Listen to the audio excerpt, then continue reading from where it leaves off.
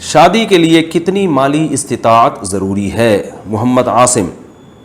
شادی کرنے کے لیے کتنی مالی استطاعت کا ہونا ضروری ہے؟ امام ابو حنیفہ رحمہ اللہ تعالیٰ کی وصیتوں میں ہے کہ پہلے کماؤ پھر شادی کرو، اس کا کیا مطلب ہے؟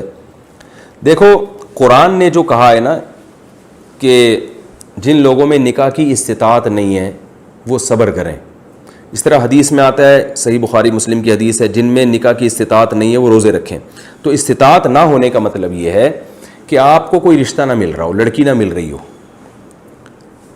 تو جب نہیں مل رہی تو اس کا مطلب آپ میں نکاح کی استطاعت نہیں ہے۔ اگر آپ غریب ہیں، ایک دھیلا بھی جیب میں نہیں ہے، اور اسی غربت کے باوجود کوئی لڑکی آپ سے نکاح کے لیے ایگری ہو جاتی ہے، اس کے ابا راضی ہو جاتے ہیں، تو ایسے واقعات بخاری مسلم میں موجود ہیں کہ ایک دھیلا بھی نہیں تھا لیکن لڑکی راضی تھی، آپ نے صحابی کا نکاح کرا دیا اللہ توکل پہ کہ چلو یار، جیسے ابھی بھی جیب میں کچھ نہیں ہے لیکن زندہ تو ہو نا، تو ظاہر ہے کچھ نہ کچھ تو دن میں دہاڑی کر کے محنت کر کے کچھ کمائی لیتے ہوگے تبھی تو زندہ ہو، تو آپ اب شادی بھی ہو گئی ہے تو اب کماؤ گے تو اللہ کی رحمت سے امید ہے، اب پہلے ایک کا خرچہ ہو رہا تھا، اب اللہ دونوں کے کھلانے کا انتظام کر دے گا۔ تو اصل تو اسلام میں یہ ہے کہ پیسوں کا ہونا ضروری نہیں ہے، لیکن لڑکی والوں کو یہ بالکل حق حاصل ہے کہ بھئی وہ ایسی جگہ شادی کر رہی ہے کہ وہ بہت زیادہ توکل کرنا پڑے گا اس کو۔ مثال کے طور پر وہ صحابیہ تو راضی ہو گئی تھی، بخاری کی جو حدیث ہے کہ صحابی کے پاس ایک لنگوٹا تھا، اوپر کی قمیض بھی نہیں تھی، اس کے علاوہ کسی چیز کے مالک نہیں تھے، تو وہ صحابیہ نے گزارا کیا ان کے ساتھ کہ جہاں یہ بھوکے رہیں گے تو ہم بھی بھوکے رہ لیں گے۔ لیکن آپ کو پتہ ہے کہ یہ ہر ایک میں یہ حوصلہ نہیں ہوتا۔ بیٹی نے باپ کے گھر جو اس کا لائف اسٹائل ہوتا ہے اس کے قریب قریب ہی اس کو شوہر کے گھر وہ چیز چاہیے ہوتی ہے، اسی کو کفو کہا جاتا ہے کہ اسی طرح کا ہونا چاہیے، کیونکہ اب گھر باپ کے گھر میں اس کو سارا 3 ٹائم کا کھانا مل رہا ہے اور ایک اچھا ایک لگژری لائف اسٹائل ہے۔ اب وہ کسی ایسے غریب سے شادی کرے گی تو ظاہر ہے اس کو بہت ٹینشن ہو جائے گی اور بھوکا رہنا پڑے گا، توکل بہت زیادہ کرنا پڑے گا۔ تو شریعت نے لڑکی کو یہ اجازت دی ہے کہ بھئی یہ لڑکا اگر آپ کے جوڑ کا نہیں ہے تو آپ انکار کر دیں، آپ اپنا اسٹیٹس دیکھ کے، اپنا حیثیت دیکھ کے آپ شادی کریں، یہ اس کے لیے بالکل جائز ہے۔ تو جو ایسے بیچارے بے روزگار ٹائپ کے لڑکے ہیں جن میں جو کمائی نہیں رہے ہیں، تو ان کے لیے جائز ہے کہ وہ اس بے روزگاری میں بھی شادی کر سکتے ہیں، بلکہ قرآن نے کہا یکونوا فقراء یغنیہم اللہ من فضلہ، فقیر ہو گئے تو اللہ غنی کر دے گا، شادی کر لو۔ لیکن لڑکی کے لیے یہ نہیں ہے کہ وہ بھی کر لے، وہ توکل کی بھینٹ کیوں چڑھائے گی بھائی اپنے آپ کو، اس میں اتنا حوصلہ ہے یا نہیں ہے؟ اس کو کہا ہے کہ بھائی تم دیکھ لو، تمہیں اگر تگڑا مہر مل رہا ہے، تمہاری حیثیت کے مطابق مہر مل رہا ہے اور اس لڑکے میں تم سمجھتے ہو کہ کمانے کی طاقت ہے تو ٹھیک ہے، نہیں تو نہیں، تم کہیں اور شادی کرو۔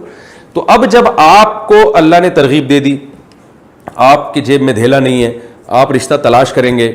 تو اس لیے اللہ نے کہا کہ تم تلاش تو کرتے رہو، لیکن ضروری نہیں کہ تمہارے حساب سے کوئی تمہیں رشتہ مل بھی جائے۔ تو جب تک نہیں ملتا تو پھر آپ کیا کریں گے؟ صبر کریں گے اور روزے رکھیں گے۔ تو یہ مرد کے لیے ہے کہ جب تک اس کو رشتہ نہیں مل رہا کسی بھی وجہ سے، اور ایک وجہ غربت بھی ہوتی ہے، غریب آدمی کے لیے رشتوں کا حصول مشکل ہوتا ہے، تو پھر ایسی کنڈیشن میں کہا جائے گا کہ بھائی تمہیں جو رشتہ نہیں مل رہا اس کی وجہ کیا ہے؟ تمہاری جیب تو ہے مگر اس میں پیسے نہیں ہیں، تو اس وجہ سے تمہارے لیے لوگ انکار کر رہے ہیں۔ اور ظاہر ہے ہر باپ ڈرتا ہے کہ یار میں اپنی بیٹی کو اس کے توکل کی بھینٹ کیسے چڑھا دوں، میں یہ پتہ نہیں کرے گا بھی کہ نہیں کرے گا، بعد میں کیا کرے گا یہ اور کس طرح سے رکھے گا۔ تو اب آپ کو جو رکاوٹ آ رہی ہے رشتہ ملنے میں وہ ہے جیب ہونا، صرف جیب ہونا، اس میں پیسے نہیں ہیں۔ تو پھر اس لیے علماء بھی یہ کہتے ہیں بھائی پہلے کما لو تاکہ تمہیں کوئی ڈھنگ کا رشتہ مل جائے۔ تو کمانے کا حکم اس لیے نہیں دیا جاتا کہ نکاح کمانے کے ساتھ مشروط ہے، جب تک کماؤ گے نہیں تو آپ کو شادی کی اجازت نہیں ہے، ایسا قرآن میں کچھ نہیں ہے۔ اس لیے حکم دیا جاتا ہے کہ تاکہ آپ کو آپ کے معیار کا رشتہ مل سکے اور آپ اس کے حقوق ادا کر سکیں جو حقوق وہ آپ سے مانگ رہی ہے۔ تو وہ اس لیے کہا جاتا ہے کہ پہلے کماؤ، کیونکہ آپ نے کسی کو دھوکہ دیا، غلط شو کر دی اپنی آمدن، پھر شادی کریں گے تو ظاہر ہے بیگم پھر کیسے گزارا کرے گی؟ وہ کہے گی بھائی کہاں مجھے کچھ نہ کھانے کو ہے تمہارے پاس، اب تم تو صبح نکل جاتے ہو دہاڑی کر کے، کیا لے کر آتے ہو؟ ہم ڈبو کے چائے میں پاپے کھا رہے ہیں، میں تو اپنے ابا کے گھر ایسا نہیں کرتی تھی۔ تو لڑائیاں ہوں گی، اس لیے ایسے موقع پہ کہا جاتا ہے بھائی پہلے آپ اپنے کچھ کمائیں، جب آپ کی ارننگ ہوگی، پیسے آئیں گے تو پھر لوگ دیکھیں گے بھائی ماشاءاللہ کھاتا پیتا آدمی ہے یا گزارے لائق ہے، تو پھر اس حساب سے آپ کے لیے رشتے کا حصول آسان ہو جائے گا۔ تو یہ جو ہے نا کہ بغیر پیسوں کے شادی سے اللہ نے منع کیا، ایسا نہیں ہے، شادی سے اللہ نے منع نہیں کیا، لیکن ہوگی پھر بھی نہیں۔ بہت سی چیزوں سے اللہ نے منع نہیں کیا لیکن اللہ نے بتایا ہے کہ میں نے منع تو نہیں کر رہا لیکن ملیں گی پھر بھی نہیں تمہیں، کیونکہ تمہارے پاس پیسے ہی نہیں ہے، تو اگلے کو میں نے تھوڑی کہا کہ وہ تمہیں اپنی بیٹی دے دے۔